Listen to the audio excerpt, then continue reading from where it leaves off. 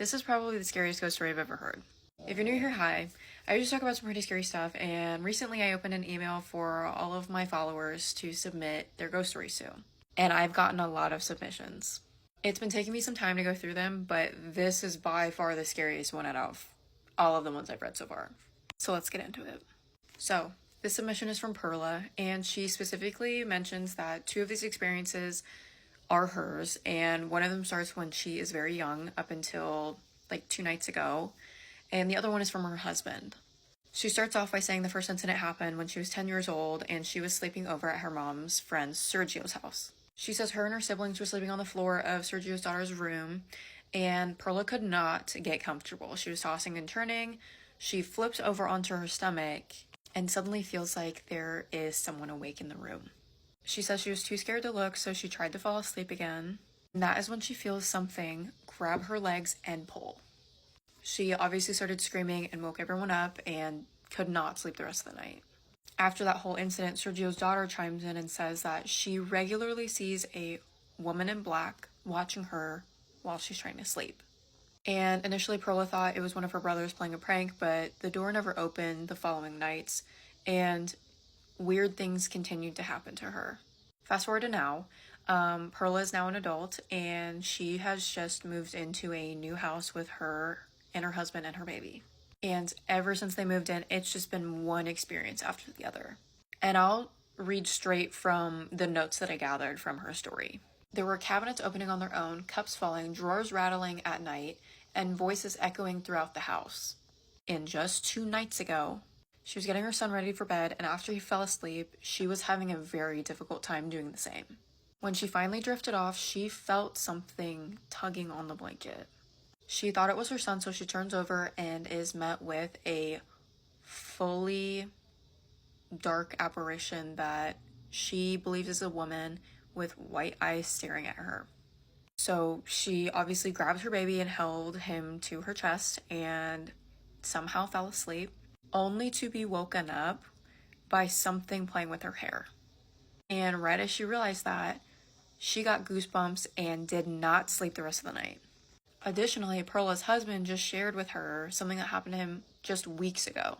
He had just gotten home from work and he just did his, routine, showered, ate, got ready for bed, etc. When all of a sudden he heard one of the cats outside of their bedroom door.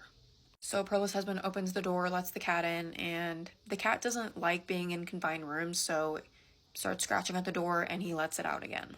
About 15 minutes later, he hears someone trying to open the bedroom door. And they specifically note that the door handles was moving pretty slow, like someone was actually coming in, and then it just turned frantic, like out of the scary movies. And I guess Perla's husband thought to open the door and like maybe let the cat in again. Right as he was about to get up to open the door, he hears the front door of their house slam shut. And he says he didn't sleep until the sun came up. Perla added something at the end of these stories too, and says that it's just her son, and her husband there, so it's really difficult to explain these things logically. So that is by far the scariest thing I've ever read, and I have goosebumps making this video because it's about to be nighttime. But that's gonna do it for me. Stay tuned for more ghost stories. Tell me a ghost story that sounds completely unbelievable but is entirely true. I'll go first. Okay, so in my house growing up, my childhood bedroom was attached to the attic. It was in my closet, and there was like this little wooden door on the other side behind my clothes. And when you opened it, you couldn't actually see into the attic. You could only see up the stairs that would take you to the attic. So I never messed with it. I just left it alone. I was like, I don't want to, this is too much. So I would barricade it. I would just leave the escape ladder for a fire in front of it. So I knew that if it was opened, I would hear it. And for a very long time, I always felt like there was a presence in my room. I didn't really know what was going on. It never felt like I was truly alone, and I was an only child of only children. So like your girl was alone all the time. And I eventually moved my room around to the point where I had this little desk that was like a triangle style desk, so it went straight into the corner.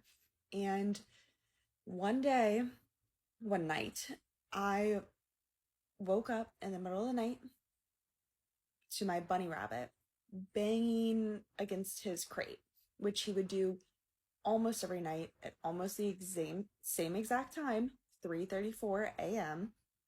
And one night I look over under this desk and there's this little boy under there. And I can tell he's not real, but like I don't really know why I can tell he's not real. It's just maybe he was just like fainter. I just could tell he wasn't a real person.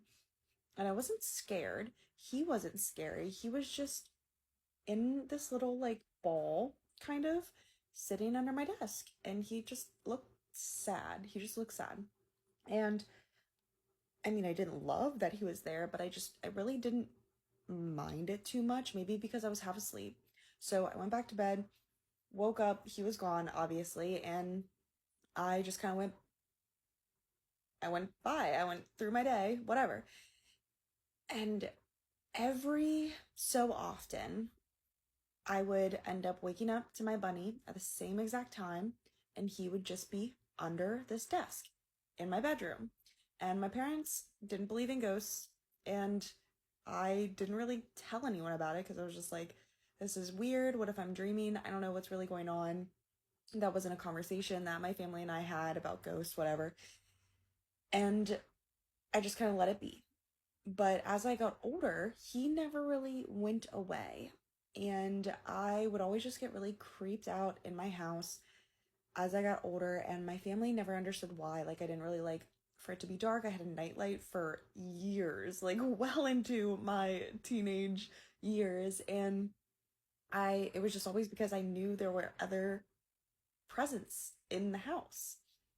And he was, I'm going to tell you how he was dressed because it's going to play a role in a second. He looked like a little chimney sweep from Mary Poppins. He had the whole attire, the hat. He had what looked like soot on him, and I just thought it was because he lived in the attic upstairs, and that's how I justified it. And I just kind of was like, whatever, didn't really talk to him, didn't really converse with him, let it be. I moved out of the house once I went to college and became an adult, bought my house, moved out, and my dad lived in the house last by himself. He was working on selling the house and told me one night that he had a dream. And it was really weird because he was almost being shown the house by someone who he had never seen there, who he didn't know, who was a little kid, and he didn't really understand the importance of this kid, but this kid just wanted to show him around the house. And he was like, it was really daunting because I woke up and he was just kind of looking at me from the end of my bed. And I walked around with him. He didn't say anything. And then we just kind of went on our way, and that was it. And I was like, okay, so tell me more about this little boy. Because mind you, I had never told my family this little boy, what he looked like, anything like that. I just said that I felt like there was something in the house all the time. That's all I said. And he proceeds to tell me that it looks like he has like suspenders on, and like he's from like early 20s, mid or not early 20s, early 1900s, mid 1900s, and that he was like kind of dirty. And I was like, "Oh, that's super interesting. Is there any chance he was wearing like a little hat like a chimney sweep would?" And he goes, "Yeah, it kind of did look like one of those hats." And I was like, "Interesting. Okay." And was he like almost covered in soot, like maybe he was a chimney sweep? And he goes, "Yeah, he was pretty dirty." And I was like, "That's really interesting." And this was a boy, right? Like he was probably like 8, 9. And he was like, "Yeah, that's exactly about how old I would have pegged him for." And I was like, "Yeah, that boy has been living in my bedroom for almost my entire life. And you got to meet him, I guess, because you're the only one there." And he was like, no, no, no. And I was like, yeah, he showed up in your dreams. Probably around 3 a.m. is when he came and popped by because I know that you go to work at 4:30 a.m. He goes, yeah, I was awake for probably like an hour before my alarm went off for me to like go to work. And I was like, that's interesting. That is interesting. So I convinced my dad that ghosts are real and that I had been seeing his ghost for 15 plus years and he got to meet him.